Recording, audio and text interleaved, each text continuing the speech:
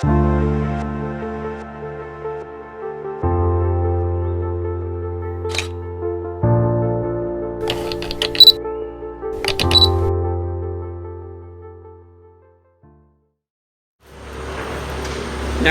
വെള്ളച്ചന്ദനമാണ്.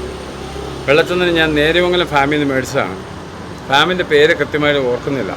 2 വർഷം മുമ്പാണ് മേടിച്ചത്. 2 വർഷത്തെ വളർച്ചയുണ്ട് ഈ ചന്ദനത്തിന്. ഇതുപോലെ എൻ്റെ മറ്റു പറമ്പുകളിലും 2-3 ചന്ദനങ്ങൾ നിൽപ്പുണ്ട്. ഈ വീടിൻ്റെ മുറ്റം ആയതുകൊണ്ടാണ് ഈ വെള്ളച്ചന്ദനം വെച്ചത്. അതൊരു അലങ്കാര ചെടി പോലെ, ഇത് ഒരു ഔഷധ ചെടിയാണ്. മൂല്യവർദ്ധിത ഉൽപ്പന്നങ്ങൾ ഉണ്ടാക്കാം. ഇത് വണ്ണം കൂടി കഴിഞ്ഞാൽ വിറ്റാൽ കർഷകന് കാശ് കിട്ടുന്നതാണ്. അത് വലിയ പരിചരണമൊന്നും വേണ്ട. ഇതിന് ഞാൻ തുളസിയും മറ്റ് ചെടികളുമാണ് ഇതിൻ്റെ സപ്പോർട്ടിങ്ങായിട്ട് വെച്ചു കൊടുത്തിരുന്നത്. ഇപ്പോൾ ആ തുളസിയെല്ലാം പോയി, ഈ ചന്ദനം പിടിച്ചു, വേര് പിടിച്ചു. ഇനി ഇതിൻ്റെ ചുവട്ടിലൊരു മാവ് നടണമെന്ന് വിചാരിച്ചാണ് ഇരിക്കുന്നത്.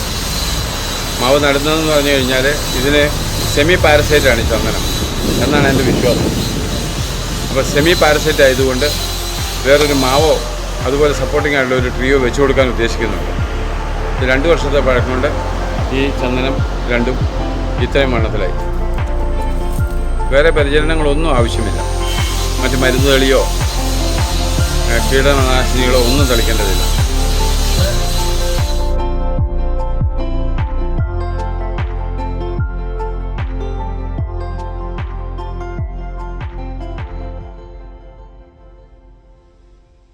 ഇപ്പോൾ ചന്ദനം വയ്ക്കുന്നതിന് കൃഷി വകുപ്പ് പ്രോത്സാഹിപ്പിക്കുന്നുണ്ട്.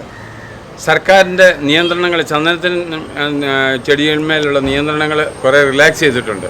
അതുകൊണ്ട് ഓരോ വീട്ടിലും ഓരോ ചന്ദനം നടുകയാണെങ്കിൽ അത് കർഷകന് ഗുണവും അതുപോലെ തന്നെ നാടിന് നന്മയും ഉണ്ടാകും.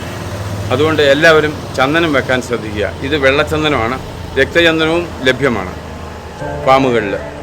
ഇത് വെള്ളച്ചന്ദനം വെച്ചാൽ അമ്പലങ്ങളിലെല്ലാം പൂജയ്ക്കും പൊട്ടു തൊടാനും ഒക്കെ ഉപയോഗിക്കുന്ന ഈ ചന്ദനമാണ്. പൂജയ്ക്ക്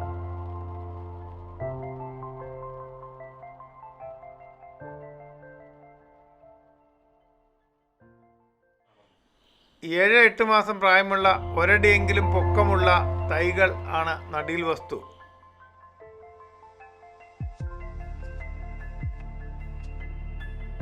ഒന്നര അടി നീളം, വീതി, ആഴം എന്നിവയുള്ള കുഴികൾ 3 മീറ്റർ അകലത്തിലെടുത്ത് ചാണകപ്പൊടിയിട്ട് മണ്ണറഞ്ഞ് കുഴി മൂടി തൈകൾ നടാം.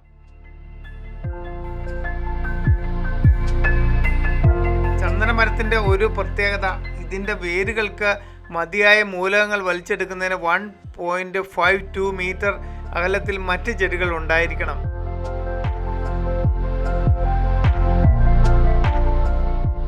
ആ വേരുകളിൽ നിന്ന് ചന്ദനം ഭാഗികമായി മൂലകങ്ങളെ വലിച്ചെടുത്ത് ഉപയോഗിക്കും.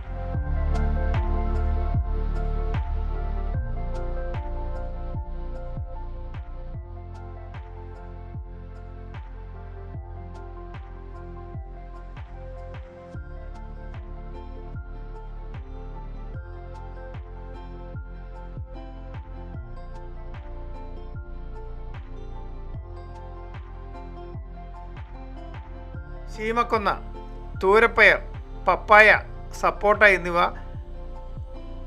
തോട്ടമടിസ്ഥാനത്തിൽ കൃഷി ചെയ്യുമ്പോൾ ചന്ദനത്തോട്ടത്തിൽ ഇടവിളയായി കൃഷി ചെയ്യുന്നത് ചന്ദനമരങ്ങൾക്ക് വേരിൽ നിന്ന് വളം വലിച്ചെടുക്കാൻ സഹായിക്കും.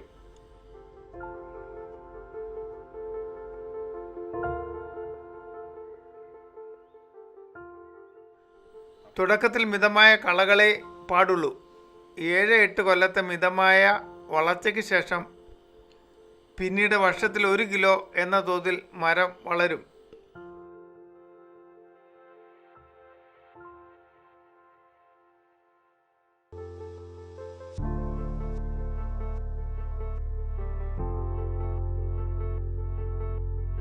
പൂർണ്ണ വളർച്ചയെത്തുമ്പോൾ 13-16 മീറ്റർ നീളവും 1.2 മീറ്റർ വണ്ണവും ഉണ്ടാകും.